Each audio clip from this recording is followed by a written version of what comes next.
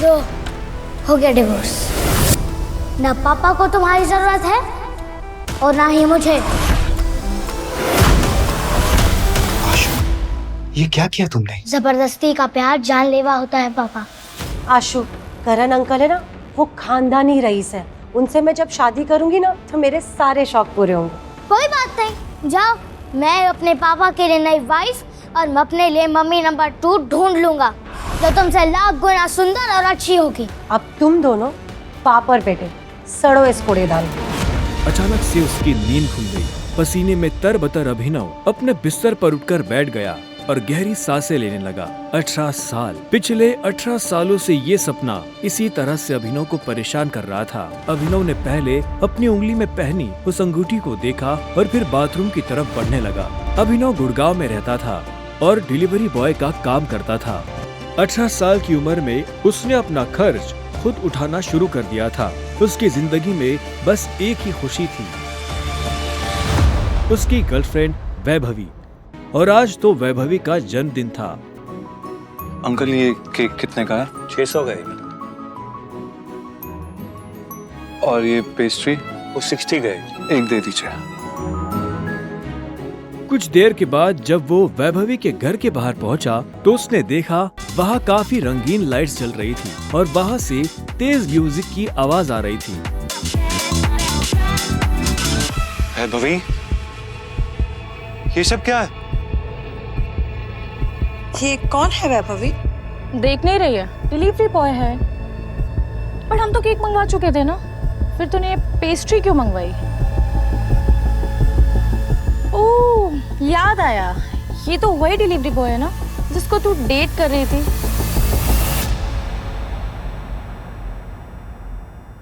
Oh come on यार वैभवी, तेरा standard इतना गिर जाएगा मुझे नहीं पता था। Babe, happy birthday babe.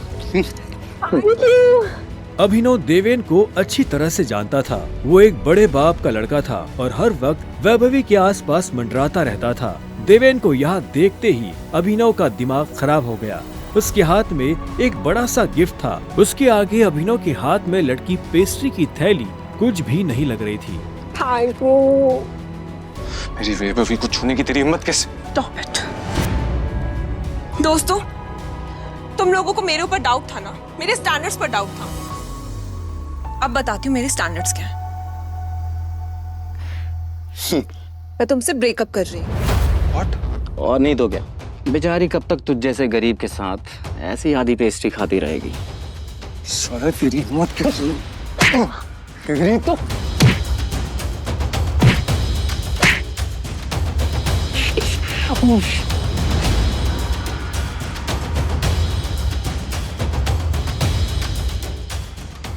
ये तुमने ठीक नहीं किया वैभवी। और अभिनव वहाँ से निकल गया। वो उन दोनों की शक्ल अब और नहीं देखना चाहता था। उसकी आंखों में आंसू थे और उसका दिल बुरी तरह टूट चुका था।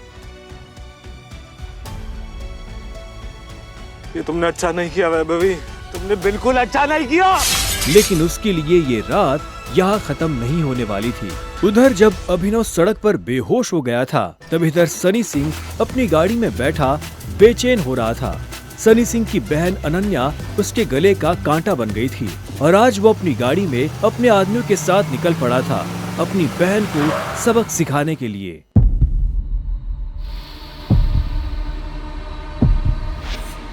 जल्दी करो, गाड़ी में डालो इसे, क्विक क्विक।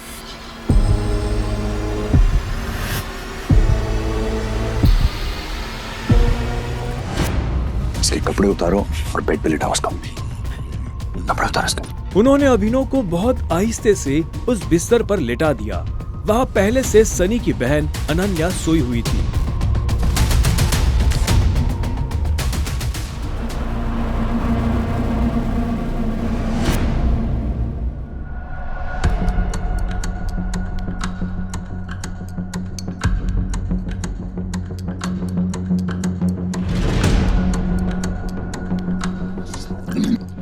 कौन हो तुम?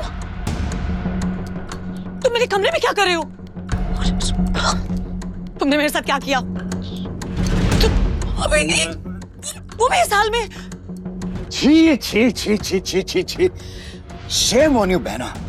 भाई मुझे नहीं पता, भरोसा करिए। क्या हुआ, कैसे हुआ, मैं जानती तक नहीं इस लड़के को, नहीं जानती भाई। मैं भी, हम दोनों के बीच में कुछ भी नहीं हुआ। नहीं। इससे पहले कि अभिनव सफाई देता, अनन्या और सनी के दादा हरदेव पाल सिंह कमरे में पहुंच चुके थे। उनके पहनावे से समझ आ रहा था कि वो बहुत अमीर आदमी थे। मुझे तुमसे ये उम्मीद नहीं थी। दादाजी, आप जैसा सोच रहे वैसा बिल्कुल नहीं है। अनन्या, तुम्हें अच्छे से नियम पता थे, और तूने मेरी पोती के साथ रात गुजारी है ना। आज से हमारे परिवार के कानून के हिसाब से तू सिंह परिवार का दामाद है। क्या? हम दोनों के बीच में लेकिन कुछ हुआ ही नहीं है। दादाजी, कुछ नहीं हुआ है। कुछ नहीं किया ना तुम दोनों ने, तो क्या ये था?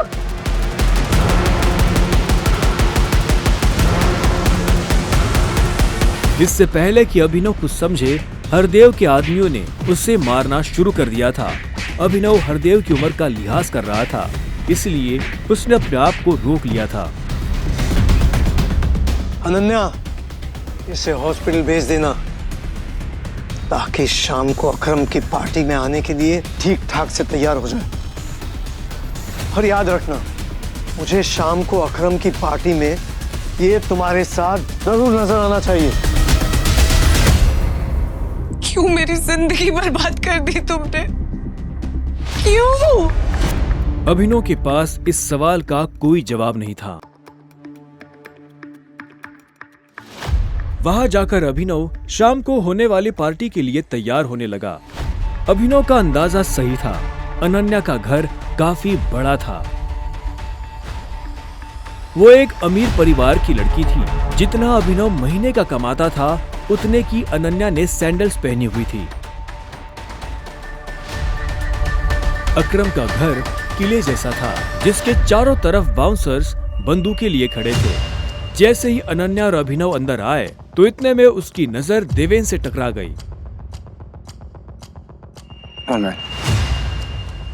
तुम यहाँ क्या कर रहा है साले? कैसे my husband?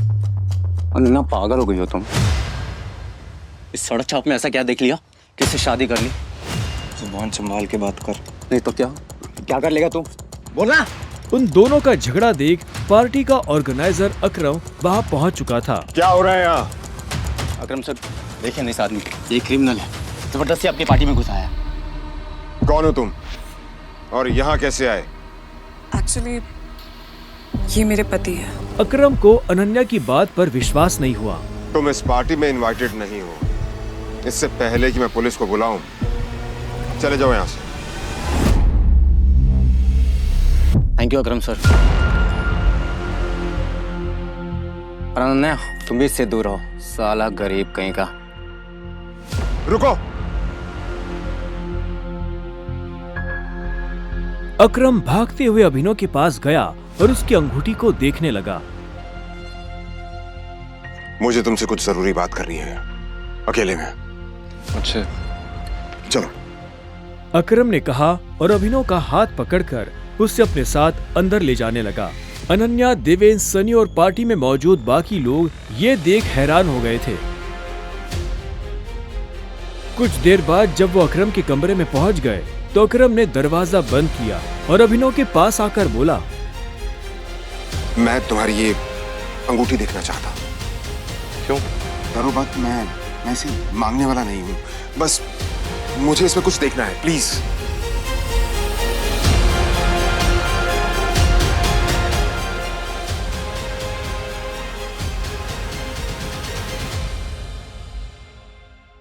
टाइगर,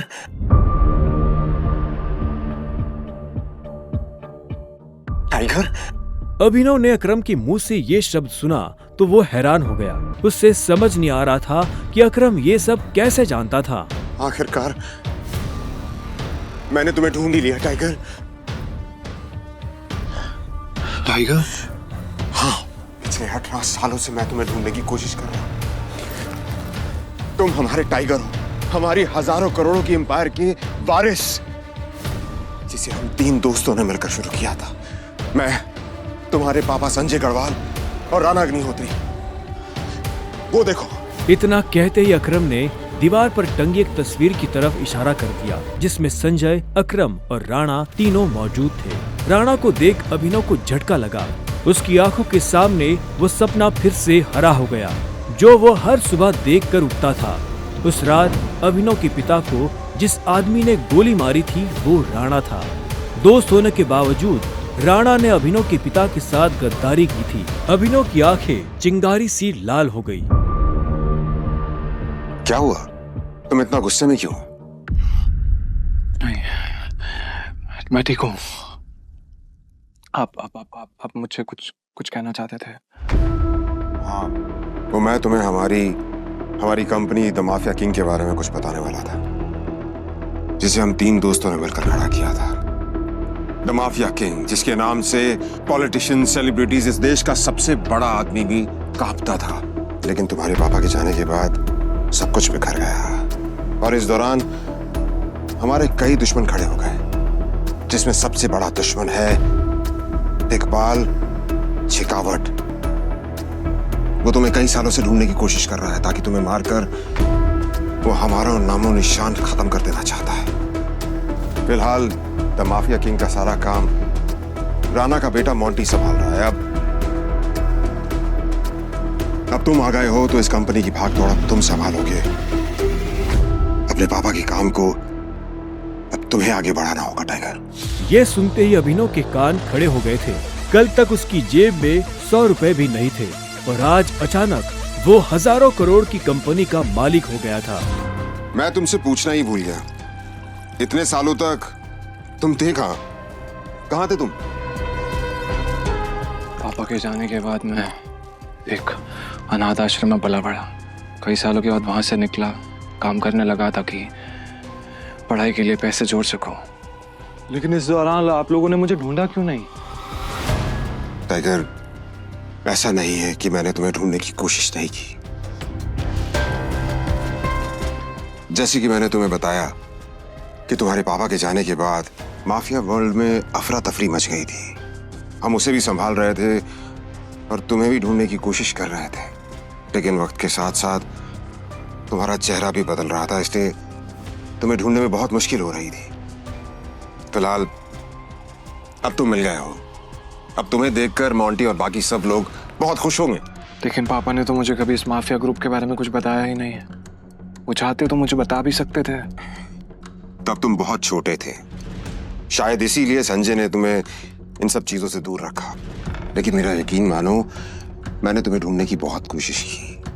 अब तुम मिल गए हो तो मुरझाया हुआ द माफिया किंग फिर से जिंदा हो जाएगा। चीयर्स। अभिनव के मन में कई सारे सवाल उठ रहे थे। इससे पहले कि अभिनव अपने आप को कोई जवाब दे पाता, अकरम उसके पास आया और उसने अभिनव को 50 करोड़ रुपए का एक चेक थमा दिया। ये लो, इसे रख लो। जब तक तुम टाइगर की पोजीशन नहीं पा लेते, तब तक तुम्हें इसकी जरूरत पड़ेगी। एक बात और, तुम्हारी असली पहचान के बारे में फिलहाल किसी को कुछ पता नहीं लगना चाहिए। इसलिए अभी तक जैसे जीते आए थे वैसे ही जीते रहना, समझे? लेडीज एंड जेंटलमैन, मैं आप सबको किसी से मिलवाना चाहता हूं। ये अभिनव, मेरे सबसे पुराने ड्राइवर का बेटा, मेरे लिए बहुत अजीज है ये। देवेन और सनी को अभी तक समझ नहीं आ रहा था कि अकरम अभिनव को इतना भाव क्यों दे रहा था। मुझे नहीं लगा था कि तुम अपने पैरों पर बाहर भी आ पाओगे। अच्छा, तुम्हें मेरी इतनी चिंता हो रही थी? ओ प्लीज, मुझे चिंता नहीं हो रही थी, बस थोड़ा बचकर रहो। अकरम सर ने तेरे से अंदर क्या बात की, बता। उन्होंने मुझसे कहा कि अगर देवेन जैसा गदर तुझसे सवाल पूछे तो उसे जवाब मत देना। रामखोर। इसके बाद पूरी पार्टी के दौरान अनन्या ने अभिनव से कोई बात नहीं की। हेलो, कौन? टाइगर, अकरम। हाँ, कहिए। मुझे तुम्हें किसी से मिलवाना है, वो भी हमारे माफिया वर्ल्ड का एक बहुत बड़ा नाम है, और साथ ही साथ तुम्हारे पापा और मेरा जिगरी यार भी, बलराज। मैं चाहता हूँ कि बलराज को पता चल जाए कि हमारा टाइगर वापस लौट आया है। क्या आपको सच में लगता है मुझे बलराज जी से मिलना चाहिए? वो अभी तक बलराज की नाम से कांप रहा था। अकरम भी उसकी घबराहट समझ गया था। बलराज जी, सिर्फ बलराज कहो। तुम टाइगर हो यार, और जंगल में सारे जानवर टाइगर के नाम के आगे जी लगाते हैं, लेकिन टाइगर कभी किसी जानवर के नाम के आगे जी नहीं लगाता। चलो शाम को मिलते हैं, बाय। जैसे उसने होटल को बाहर से देखा तो देखता ही रह गया। उसने आज तक इतने बड़े होटल को इतने पास से नहीं देखा था। रुको, अंदर का जा रहा है? अंदर ही जा रहा हूँ, क्या दिक्कत है? अंदर जाना है तुझे? तुझे क्या लगता है कि मैं तुझे अंदर जाने दूंगा? क्यों नहीं जा सकता मैं अंदर? अभिनव समझ गया था कि चीफ सिक्योरिटी ऑफिसर उसके कपड़े देखकर उसे जज कर रहा था। सुन, मैं तेरे जैसे लोगों को बहुत अच्छे से जानता हूँ। फालतू का तमाशा मत कर, निकल यहाँ से। क्या चल रहा है यहाँ? सॉरी सर, लेकिन इस आदमी ने मुझे और कस्टमरों को काफी परेशान किया हुआ है। मैं इस चोर को अंदर जाने से रोक रहा हूँ तो ये यहाँ पे तमाशा कर रहा है। क्या तुम्हारी हिम्मत कैसे हुई इसे चोर कहने की? तुम होते कौन हो इसे अंदर जाने से रोकने वाले? ये होटल तुम्हारे बाप ने खोल रखा है क्या? ये मेरा मेहमान है, और तू आज के बाद इस होटल के आसपास भी दिखाई दिया ना तो तेरी टांगे तोड़वा दूंगा। Get lost. Sorry sir.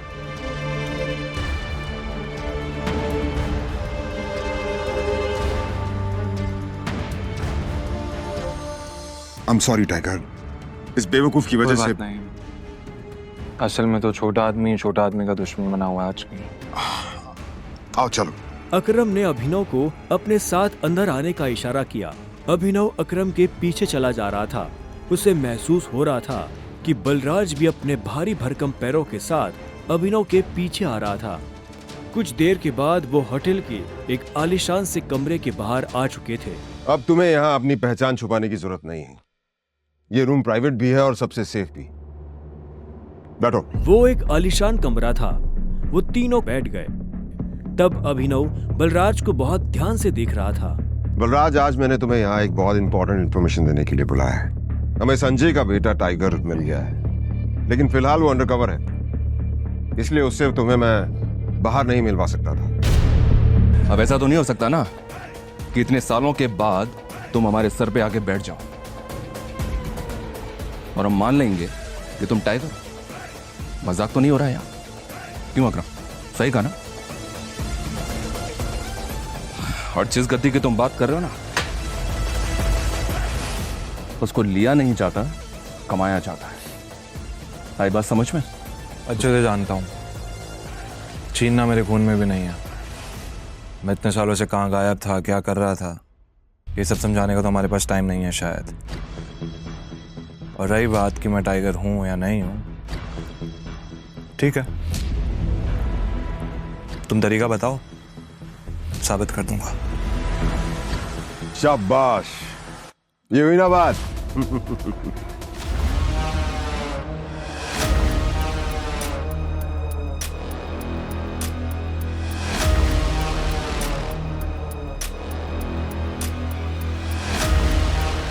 अभी अभी खबर मिली है कि टाइगर लौट आया है। आप कहें तो अभी नहीं, अभी अभी तो आया है, थोड़ा उछलने कूदने दो। और हाँ, इस बार पिंजरे में डालने की गलती मत करना।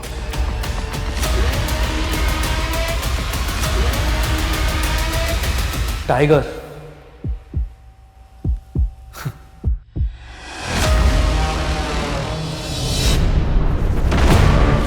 चोर, चोर, अभिनव पकड़ो, अभिनव पकड़ो चोर। अरे कैसे नाकारे हो तुम? कुछ तो करो, भागो पीछे। वो तुमसे कुछ नहीं होगा, प्लीज कोई पकड़ो चोर।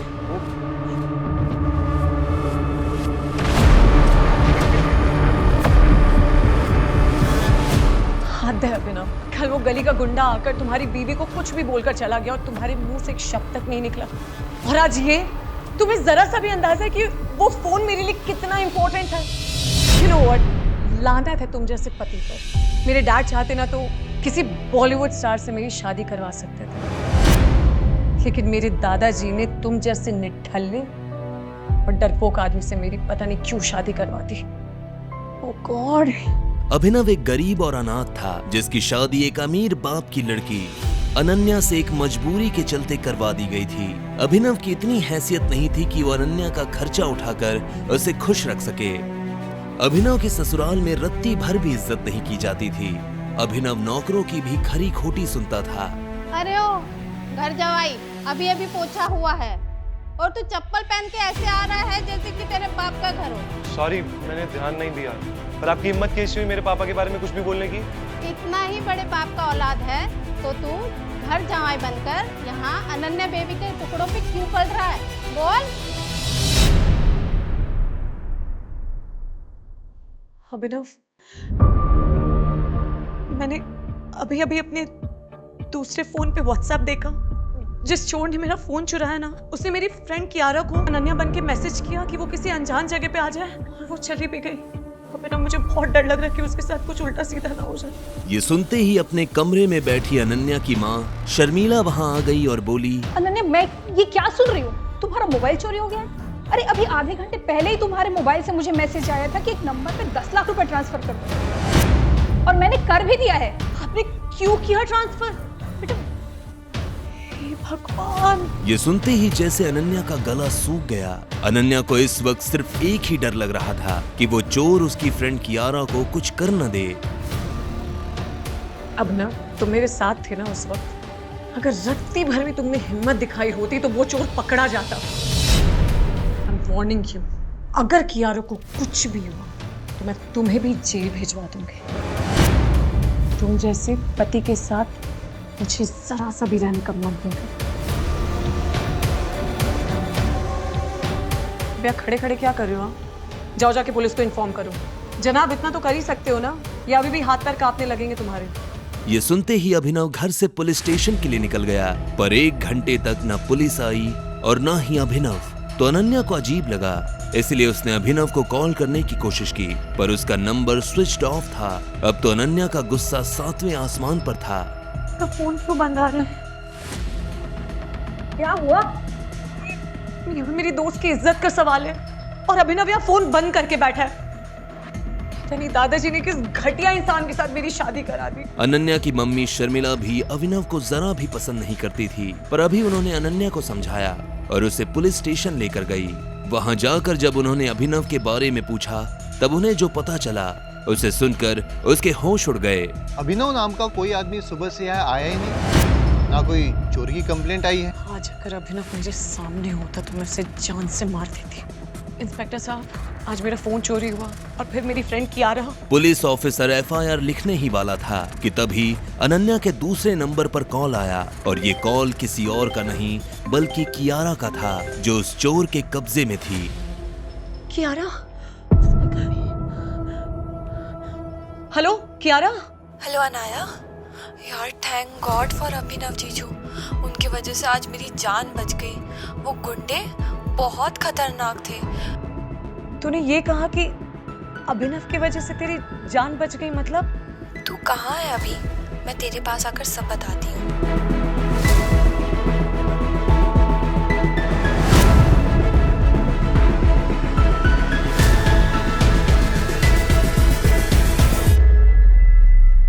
बैठो बैठो, एक सेकंड। कैसी हो तुम? क्या हुआ मुझे बताओ। जिस चोर ने तेरा फोन चुराया था वो छोटा मोटा गुंडा नहीं था। आई एम श्योर वो बहुत बड़ा गुंडा था, और वो एक बहुत बड़े आतंकवादी के लिए काम करता है, और वो आतंकवादी दुबई में रहता है। सर, आई एम श्योर उनका एक ह्यूमन ट्रैफिकिंग का बहुत बड़ा रैकेट है, और मैं जब उनकी गिरफ्त में थी तो मैं उनके कुछ भी कह रही थी। प्लीज़ मुझे छोड़ दो। मुझे तो मेरी फ्रेंड अनन्या ने यहाँ पे बुलाया था, मुझे नहीं पता था मेरे साथ ऐसा होगा। मुझे लगा था अनन्या अपने हस्बैंड अभिनव के बारे में मुझे कुछ बोलना चाहती है। Please please. ए लड़की, किसका नाम ले रही है? ये अभिनव कौन है? फिर क्या हुआ कियारा? मैंने उनसे रिक्वेस्ट करी कि वो एक बार मेरे फोन में अभिनव जीजू का फोटो देख ले, फिर ना जाने क्यों वो जीजू का फोटो देख के घबरा गए। जीजू का फोटो जूम इन करके बोला, ये अंगूठी। ये अंगूठी? मैं समझ नहीं पाई। वो आतंकवादी बहुत घबरा गए थे, मुझे समझ नहीं आया क्यों वो ऐसा क्यों करा उन्होंने, और उन्होंने फिर मुझे जाने दिया। अरे गधों, अगर टाइगर साहब को पता चला ना तो वो खुद मुझे अपने हाथों से गोलियां मार देंगे। बैग लाओ मैडम का। ये लो मैडम, जाइए जाइए।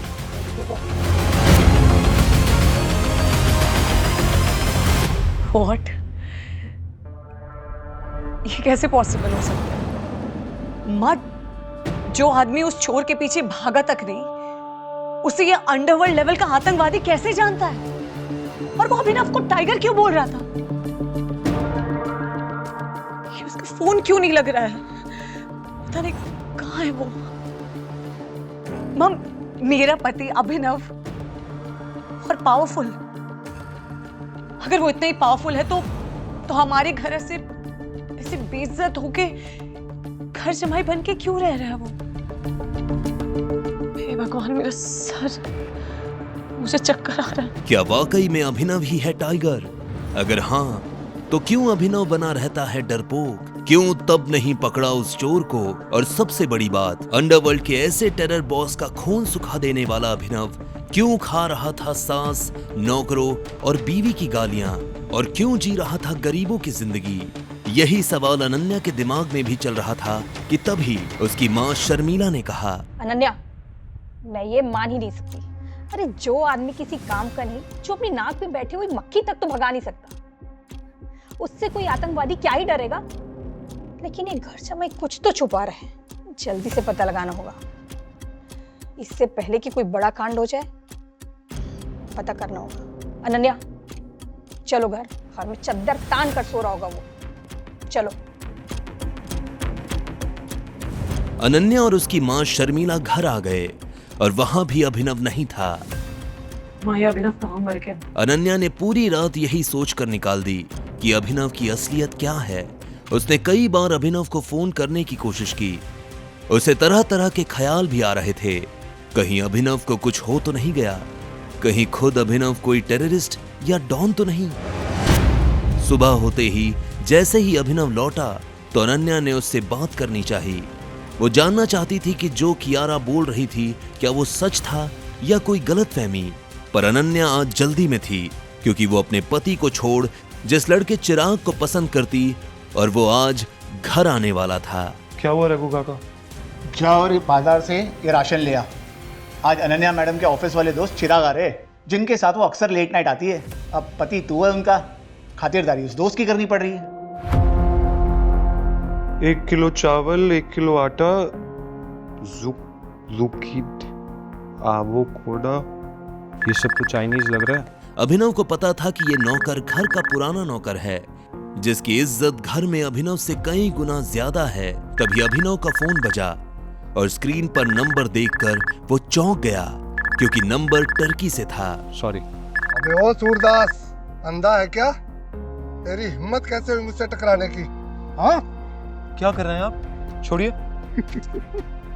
बेटा तू जानता नहीं है तो किससे टकरा गया है? गज्जू भाई का नाम सुना है? अब टकरा गया है तो हरजाना दे के जाना पड़ेगा, समझा?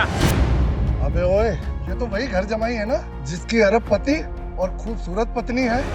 एक काम करते राजा, आज इसे किडनैप कर लेते हैं और इसी बहाने इसकी पत्नी को भी अपने अड्डे पे बुलाएंगे। पूरी रात पार्टी होगी।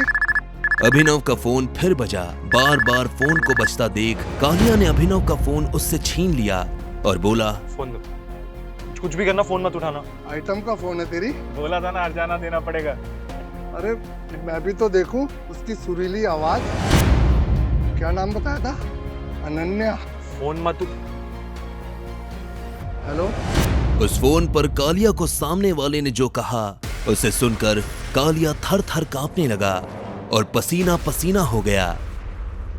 माफ कर दो भाई, गलती हो गई हमारी। कालिया के ऐसा बोलते ही सारे गुंडे अभिनव के सामने नतमस्तक हो गए। हम तुम्हें पहचान नहीं पाए, माफ कर दो भाई। सॉरी भाई। मैंने तो उसे गरीब और फटीचर समझा था। क्या इसकी पत्नी इसकी हकीकत जानती है? भाई माफ कर दो भाई, भाई माफ कर दो। तभी धूल उड़ने लगी और सब ने आसमान में देखा कि एक हेलीकॉप्टर नीचे उतर रहा है। आखिर क्यों आया वो हेलीकॉप्टर और क्यों वो गुंडे अभिनव के तलवे चाटने लगे? क्या है टर्की से अभिनव का कनेक्शन? अगले दिन जो खबर अनन्या की माँ शर्मिला को मिली उससे तहलका मच गया। शर्मिला जी, जिस गरीब घर जमाई अभिनव से आप बर्तन मंजवाती थी ना, उसके प्लेन को पकड़कर 200 करोड़ की मांग की गई।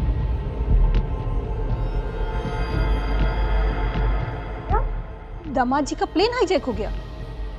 इससे बड़ी खुशी की बात और क्या हो सकती है मेरे लिए। मैं तो उसके लिए 200 रुपए ना दूं, पर पता नहीं उसको बचाने के लिए 200 करोड़ रुपए कौन और क्यों मांग रहा है। अभिनव, जो कल तक नौकरों से भी गालियां खा रहा था और बीवी के टुकड़ों पर घर जमाई बनकर पल रहा था, जो 100 रुपए की शर्ट पहनता हो, उसके लिए कोई 200 करोड़ की फिरौती क्यों मांगेगा? अनन्या, सुना तुमने अभिनव के बारे में?